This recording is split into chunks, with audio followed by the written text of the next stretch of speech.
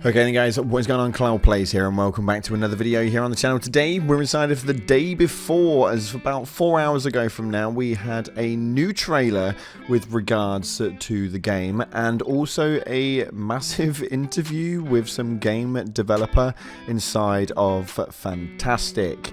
This is a game, for you guys who don't know, that is just being delayed after delayed after delayed. Doesn't look real, and the promos and everything that they've had inside of it definitely seems to be ripped off from other games such as The Last of Us and The Division, and we've even got some movie scene clips that they've ripped off for cinematics in here as well. There's a massive controversy behind this game right now, but we're going to dive into this because this could be a lengthy video indeed, and we're going to check out exactly what it is that's being said. So it states that Fantastic talks the day before's gameplay vision, studio culture, and the trademark dispute. So we're going to dive into that today. But if you haven't already, smash that beautiful blue thumbs up and subscribe with post notifications turned on. It'd be greatly appreciated. That being said, let's see what absolute ridiculousness they're going into with this game right here. So when we take a look at the beginning of the interview, let's see what's being said. The Day Before is one of the most intriguing video game projects in recent memory, bursting into the scene with a stunning announcement trailer in January 2021. The MMO survival game developed by Fantastic and published by s.t.a.l.k.e.r was seemingly the game that many players had been waiting forever for, even topping Steam's wishlist charts for months on end. However, The Day Before has not been without its controversies, multiple delays, Fantastic's volunteer culture, and the trademark dispute over the game name, which led to its removal from Steam, all resulting in questions of legitimacy and claims that Fantastic had to dispute.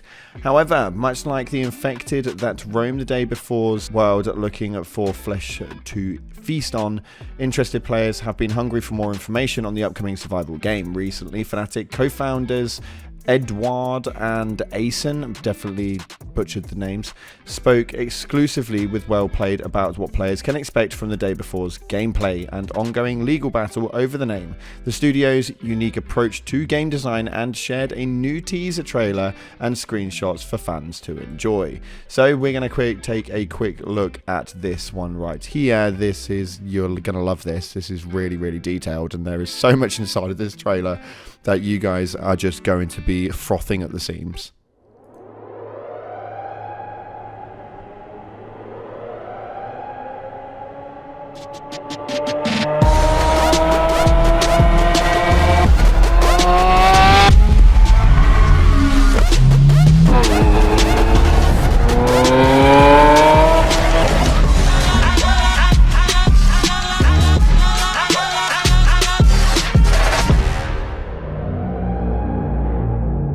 So there we have it, that absolutely tremendous trailer, which looks like it's been ripped out of I Am Legend completely, driving straight down the middle of New York with deers running around it. It's absolutely incredible. You love to see it. But we're going to swiftly move past that because realistically there was absolutely jack inside of that trailer that gave us any insight, especially this far down the line.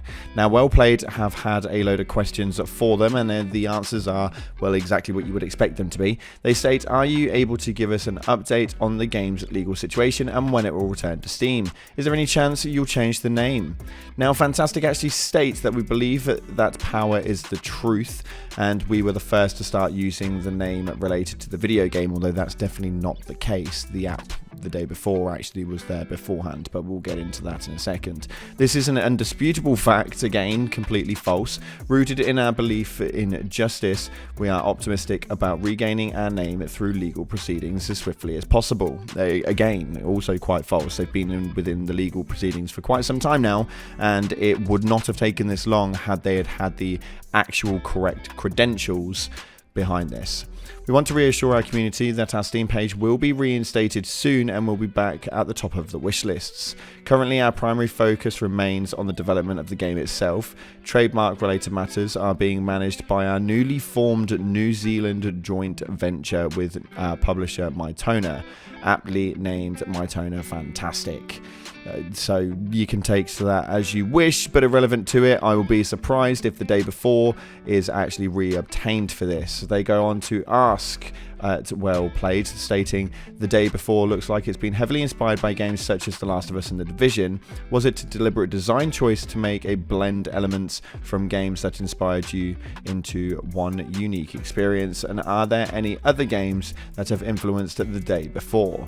Now, it must state before we get into this next bit right here that it's not only just been inspired by it, they've completely ripped them off and completely compiled majority of content together to make almost a hybrid of absolutely lack of imagination and zero movement of their own. But they state, "Our inspirations are drawn from industry champions. Games such as The Last of Us and The Division have undoubtedly elevated the quality standards in gaming to unprecedented levels, and their creative teams deserve immense admiration for the accomplishments. At Fantastic, we regard these teams as our mentors and their achievements as benchmarks to strive forward." They're not benchmarks, they're copied. "While we find inspiration in numerous AAA games, we believe life itself is our greatest muse.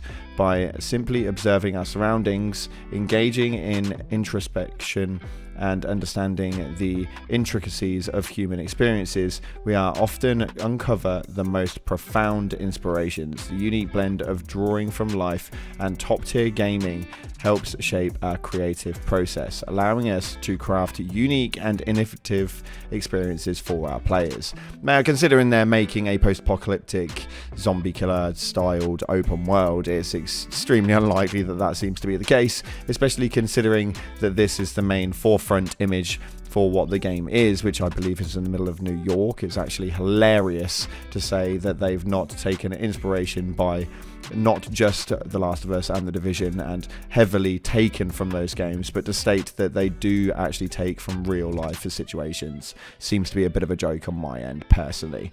"The Day Before is easily the biggest project Fantastic has worked on. Are you confident you can deliver your vision for the game? What has the studio done to be able to develop the game on this scale?" Now, this is an interesting one because realistically we know what they're going to say here, although I do feel like it would be a massive shock if this game ever does actually release. Although it is due to come out in November, the likelihood is we're going to get to about October and we'll get hit by another bloody delay, let's be completely honest. This game may not actually ever come out. But Fantastic actually respond with, "The Day Before is indeed the most ambitious and biggest challenge we at Fantastic have taken on, and we're incredibly excited about it. We are confident in our ability to realize our vision for the game, thanks to a unique blend of our team's hunger, our work culture, our publisher Mytona, and the support of our external volunteers. Break through limitations and overcome challenges. These words are the spirit of our organization." Oh my good lord, what am I reading? "We are here for the long haul and we want to change the gaming industry." Well, they've certainly done that, just absolutely not for the better. "We want to show other ordinary people like ourselves that anything is possible in this life." Well, you're certainly an inspiration to somebody, although I'm not too sure who the hell that is. "We want to reassure our community that our Steam page will be reinstated soon and will be back on the top of the wish list." Such a broad statement, and it's just not even going to be relative when you look at it on a public scale. These questions go on for ages. You can see the amount of crap that they're talking here, but we're going to take another quick dive in and see what else it is that they have to say. So when we take a look at this right here, Fantastic's approach to volunteering has raised concerns from several people. How much involvement in the development of the game do unpaid volunteers have? Now, this one is a very, very, very careful question. The reason why you have to be very careful with this one is because realistically it's essentially slave labor, and slave labor is not something that you can essentially push forward. Unpaid would be absolutely insane to think that this isn't even a thing. But while they state, while we have paid employee volunteers, we also have unpaid external volunteers. External volunteers offer their time and skills voluntarily without remuneration, engaging in activities what they genuinely enjoy. We propose various tasks and invite interested volunteers to undertake them. Our external volunteers have significantly contributed to our other game Prop Night assisting with game balance and text transitions. While there are fewer tasks for the day before, volunteers actively contribute to creating Easter eggs. As the release of the game approaches, the range and volume of the tasks will expand. Innovative work culture based on the philosophy of volunteerism has proven attractive to people worldwide? On what planet? This is crazy. This game could genuinely generate millions upon millions upon millions if it ever does release. And they're talking about unpaid volunteers? Today we have more than 300 volunteers representing 30 nationalities, and our doors are always open to anyone who align with our culture. Fantastic has been people's organisation from day one, even the birth of Fantastic through Kickstarter and our debut game, The Wild 8, underscores our distinction from soulless corporations. That is mad. Absolutely mad. I can't believe that this is even still a thing, and the way that they've been able to push this has just been absolutely absurd. To know that some people are working completely free of charge. Who in their right mind is doing this stuff? Who in their right mind is doing this? Anyone with experience behind their belt is not going to be doing any of this for free. Now, they're going to talk about some things here which I'm not going to dive into because we know the generic concept of what the game is, and it does state here about will there be story missions, or will players simply venture out into the open world. We know full well that there is going to be a story-based version, and they're going to be able to fully immerse themselves inside of this new world, exploring like skyscraper cities and stuff like that. But that is neither here nor there. I don't think that people are really too interested in the concept of that. They go into a question right here which obviously asks about various types of enemies / zombies more difficult to take down than others, but the response for it is actually really weird. It states that within the boundaries of realism, we've designed various types of infected to add to the complexity and thrill of the game. However, it's essential to note that the core focus of the game isn't solely on the zombies. Instead, the heart of the game lies within the interactions and experiences of the players themselves as they navigate and inhabit this post-apocalyptic world, which I would presume would mean that this is going to be primarily a online thing, and you're going to essentially be facing against loads of other people. So for me, this is a very, very on-edge style game when they're essentially saying, we've given you a map, just have fun with it, really, and your biggest bosses are going to be each other. So it's a little bit weird, but we go into more of the details of what you guys are actually interested about, because we know kind of what the game concept is. It's been pre-leaking itself essentially and giving information for quite some time that we know exactly what the game is. We're just waiting for it to actually come out. But it states here, the day before is set to release on November 10. Are you able to confirm if it will launch on PC and consoles on that date? If not, can you give us an indication of when you're aiming to bring the game to console? Have you considered releasing in early access? This is the bit that's most interesting, because we know full well we're likely to receive another delay the closer we get to November. But they say, we are excited to confirm that the day before will launch first on PC, slated for November 10th. Immediately following this release, we'll be sharing a roadmap of forthcoming updates to keep our players engaged and excited, and this roadmap will include new features and content additions, emphasizing our commitment to continuous game development. Our initial focus is on the PC platform, but rest assured console versions are next in line. The release dates for console versions will be announced soon and after our PC launch, so stay tuned for updates.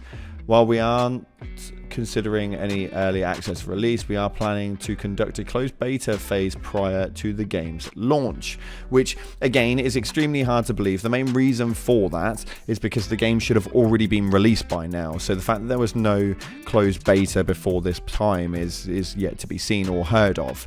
So knowing that the game got so close to release and didn't have a beta, this is just an absolute waffle cake. Surely they're absolutely just ranting rubbish. WP, aka Well Played, go on to say, thank you so much for your time and fantastic stay. Thank you. With November 10th around the corner, we encourage you to rally your companions and prepare the most thrilling survival game experience of the year. The day before will release on PC November 10th, 2023. For more information, check out the Day Before website. Now, for me, this is an absolute rubbish. This is absolutely complete waffle, and this is promotion that I don't really understand. This is a game which I don't think is ever going to really materialize, but according to these guys, the most thrilling survival experience or game of the year is going to be releasing in November. So make sure you get your wallets ready, because you're going to be paying for something that you're probably never going to receive. This for me was a really, really odd movement, but nonetheless, we're just going to see where this one goes, because we continue to be sucked in by what the day before could actually bring us. Thanks again for watching, guys. If you haven't already, smash that beautiful blue thumbs up, subscribe, post notifications turned on. Appreciate your faces, and as always, I'll see you in the clouds.